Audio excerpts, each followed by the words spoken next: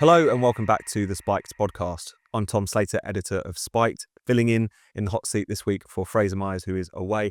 But what a story he's missed. It's the day after the Makerfield by-election, a truly historic vote, which has raised all kinds of questions about the state of our politics. I'm delighted to be joined by two brilliant people to discuss this. Claire Fox from the Academy of Ideas. How are you doing, Claire?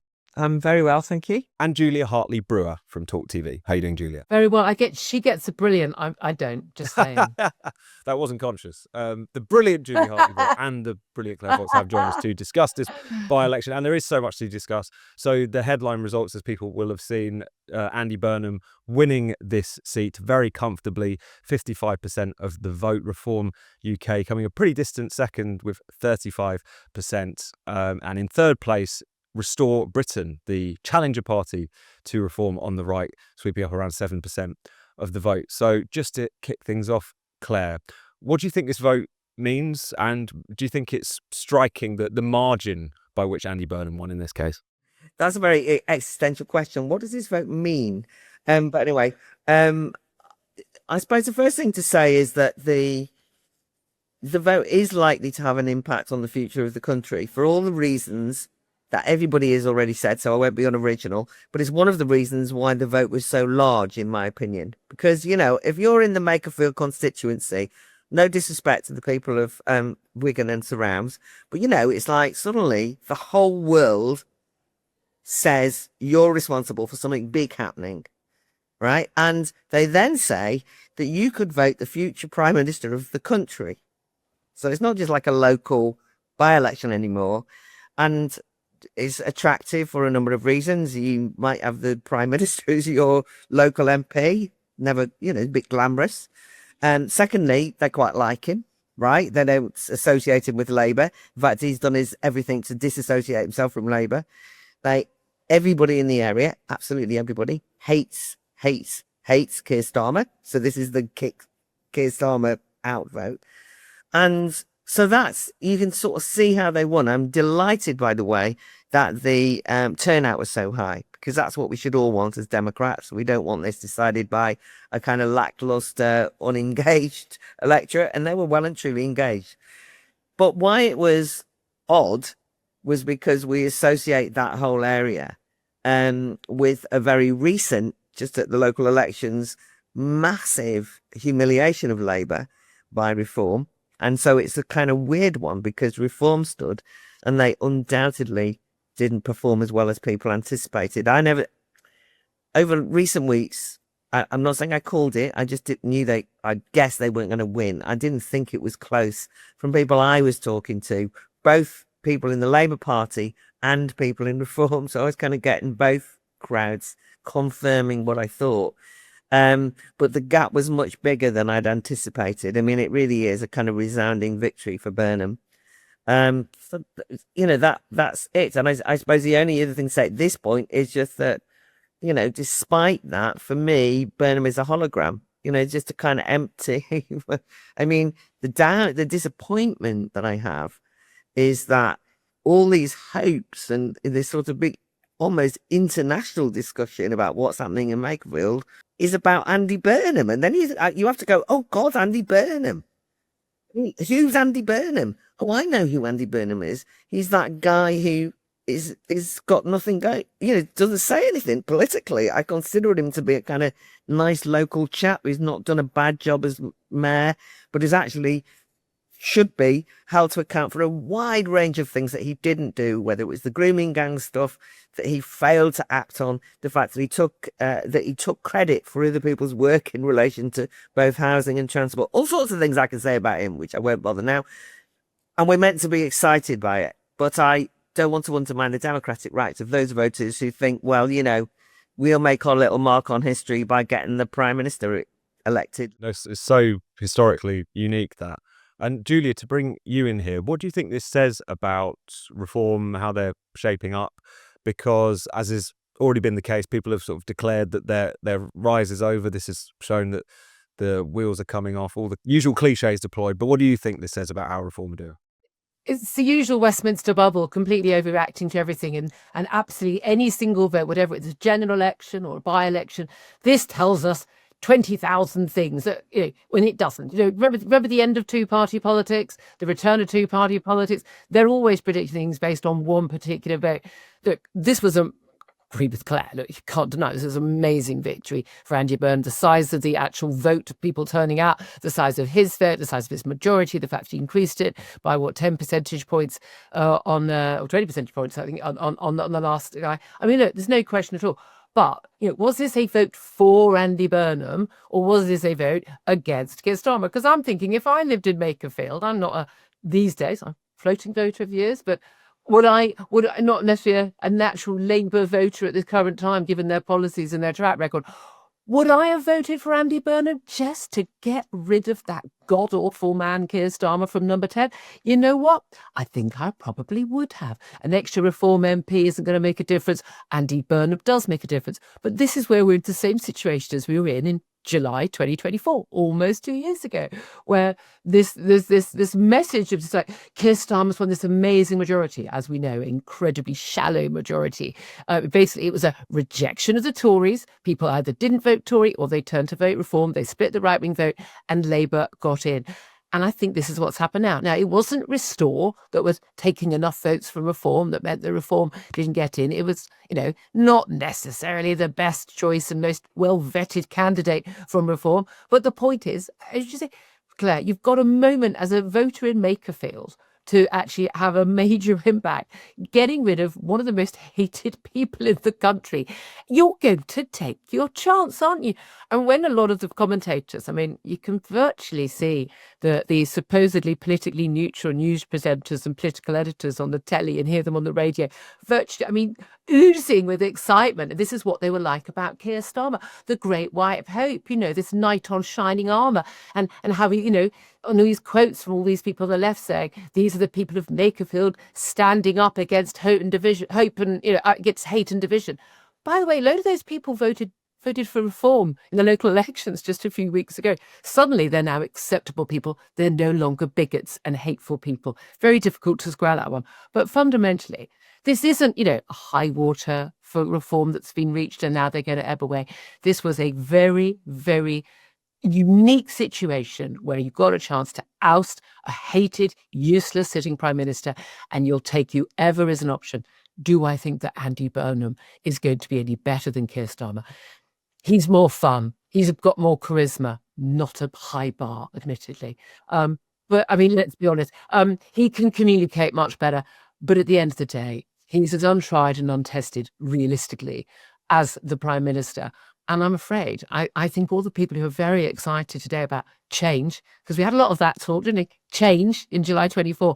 I think they're going to be sorely disappointed by A, what change he can deliver, and B, if the change he does deliver, how useless that change is. No, I think that's fair to say. I mean, the only distinction between them seems to be that he does have a pulse in contrast to Keir Starmer. And he wears T-shirts. Exactly, he wears T-shirts, which is really, really interesting.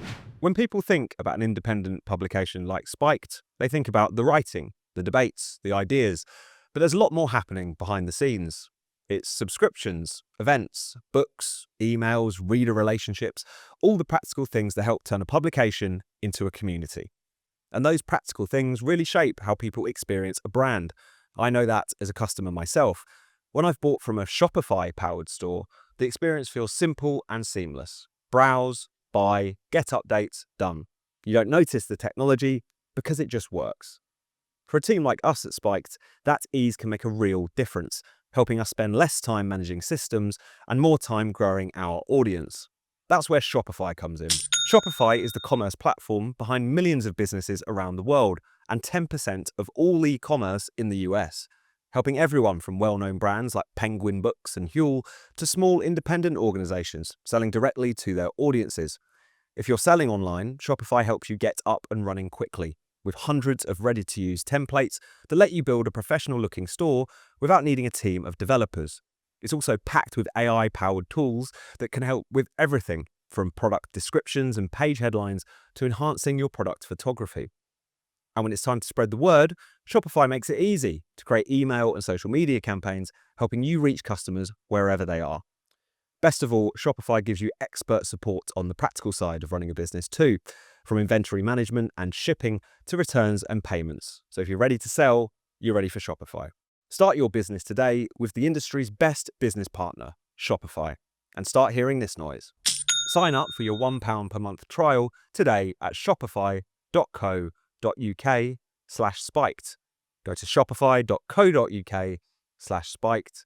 Once again, that's shopify.co.uk/spiked. Claire, on the point of reform, because there has been this response amongst the media to say that this proves that they're sort of running aground. I often find this so strange because of the fact that, at the last election, which was only a couple of years ago, they had all of 5 MPs. So the fact that they're even being talked about as being in contention at the next election to be the largest or second largest party would be in its own terms a historic political achievement. But any setback, it seems, is used as proof that the whole populist wave is over. What do you make of all of those claims? Well, that's the thing is, I've heard the announcement that the populist wave is over, once a month for years now. It's like every time anything happens, it's like, oh, great, that's the end of that. And it can be in France, it can be in Germany, it can be in Hungary, it can be wherever, right? It's always over. But they misunderstand the spirit of populism. And the spirit of populism has been, chosen the vehicle of reform by and large, right? But it's, the idea that a vote for Andy Burnham means that people aren't populist anymore. Populist is an odd phrase, but that spirit of wanting to shake things up, the political realignment. This is a bit of a political realignment in and of itself, which is that the Labour Party collapsed within 2 years, right? This is the mainstream party, and it's collapsed because its own voters, working class voters in particular, and we do have to remember that the Labour Party was a working class set up by the working class to represent. They might well have betrayed that many a time, but now there's not even a pretense, right? And that the Labour Party was humiliated in the local elections. I did want to say something about reform, though. A couple of observations. One is Rob Kenyon, right? If I can just do a bit of an in defense of Rob Kenyon, I've never met him. I mean by that, he thought that he had another 3 years, or not just he, the local reform group thought that they had another 3 years to a general election, and they could select their candidate and all the rest of it, right? So talk about somebody thrown into the limelight, right? And the reason why I think they selected Rob Kenyon, because I know that you could say, and you're right, of course, Julie, maybe, a bit weak on the vetting, but actually he was the local guy who didn't do bad in the last general election and was very popular with local activists on reform. And it would have been a real slap across the face of that local group. And after all, the leadership does have to take into account that they can't just go around, as it were, and parachuting in, slick alternatives. They've tried it, doesn't work. But also they had a genuine local popular guy who might well have benefited from the 3 years of thinking about standing as an MP, and he suddenly had to do it all. So that was because, why? It was because the Labour Party is so anti-democratic that they orchestrated to use a constituency to create a coup situation to get rid of their own leaders. That was a disgusting attack on democracy in many ways, right? Why did Josh Salmon stand out? I decided to stand down in order for us to internally sort out our problems because we don't know how else to do it, right? So I really resent that. Having said that, it's also the case that I didn't think that reform had a great campaign, which is not the same as saying that I blame Kenyon. I didn't think they had a great campaign because I think on occasion they sounded as though they had an entitlement to the win. And they kept that, it's our territory. We just won here. And it's the only thing that I agreed with Rupert Lowe on when he said last night, and he said it a couple of weeks ago as well, which is nobody owns voters' votes. Every single one of them should be fought for in a democracy. So this idea of the going on and on about Restore splitting the vote, even though that was based on an exaggerated sense of what Restore was likely to achieve, and kind of didn't feel to me a very positive case for. I also thought they should have made a more positive case for reform, and they're actually getting a good policy team together now. They've got some good arguments, but I never really heard them And I don't know that the doorsteps heard them either.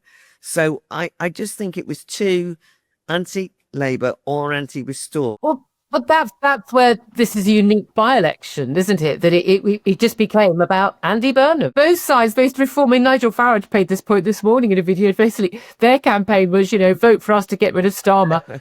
That was Burnham's campaign. Vote for me, get rid of Starmer. That's a bit of a one-off, isn't Everyone it? was on the same side. So I don't think it's the end of reform at all, but reform should learn the lessons and don't be complacent and, be better prepared. And, you're going to have local candidates who aren't necessarily slick operators, but they should at least be familiar with what the party's big issues are, other than just being local.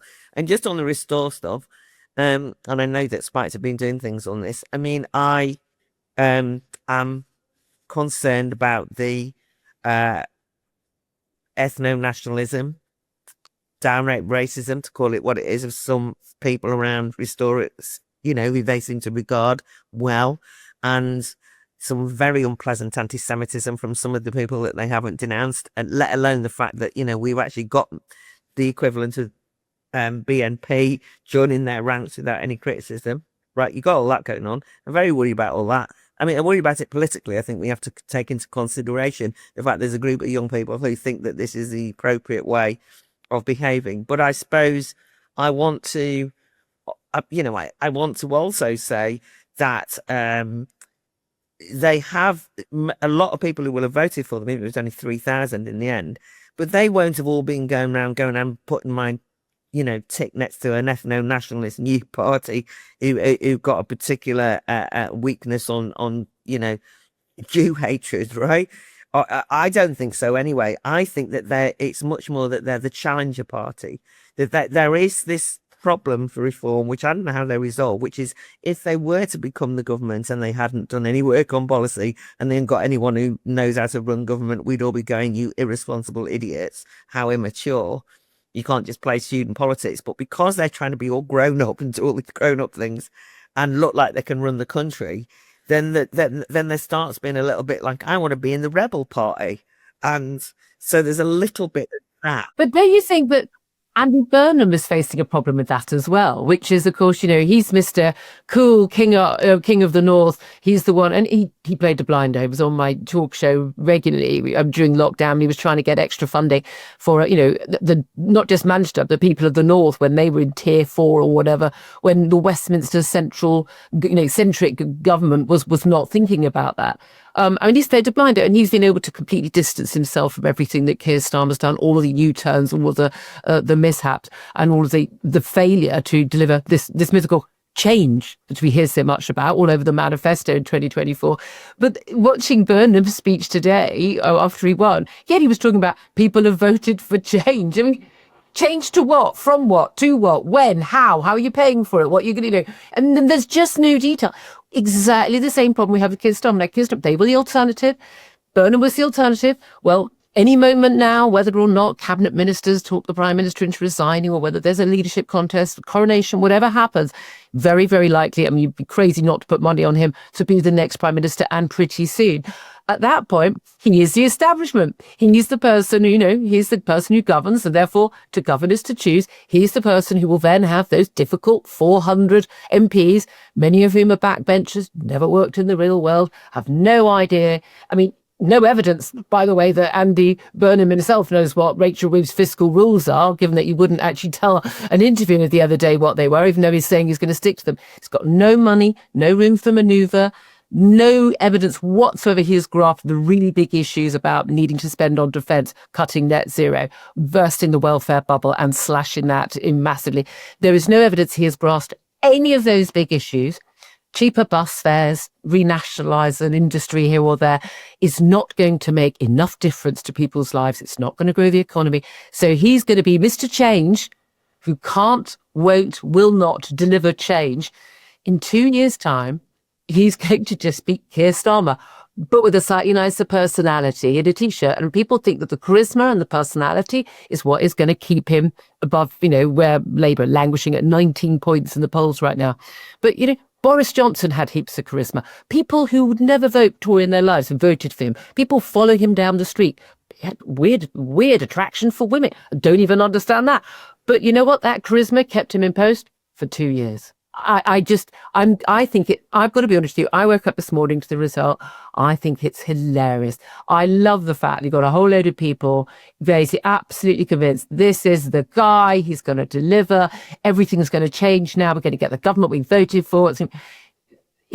None of this is going to happen. He'll have a bounce in the polls for a few months. Of course he will. But at the end of the day, he's going to be another lame duck. I think that's as optimistic a note to end on as we could possibly hope for. Julia and Claire, thank you both very much. There's no Spiked podcast unlocked this week, but we've got something even more special for you. There is an exclusive Q&A with our own Brendan O'Neill, which is up now exclusively for Spiked supporters. So there'll be a link in the description. Click on that after you've watched this and go and enjoy that. And enjoy your weekend. We'll see you next time. Thank you so much for watching the Spike podcast. We'll be back next week, so make sure you subscribe to the channel and click the bell so you never miss an episode. If you enjoyed the Spike podcast, then why not check out what else our channel has to offer, from our documentaries to our weekly interviews and podcasts like The Brendan O'Neill Show. And if you're a Spike supporter, you can watch the second half of this episode by logging in on the Spike website. If you're not yet a Spike supporter, then why not sign up now? You'll get unlimited access to the website, ad-free reading, discounted tickets to our events, and so much more. So become a Spike supporter today by going to spiked-online.com/support. That's spiked-online.com/support.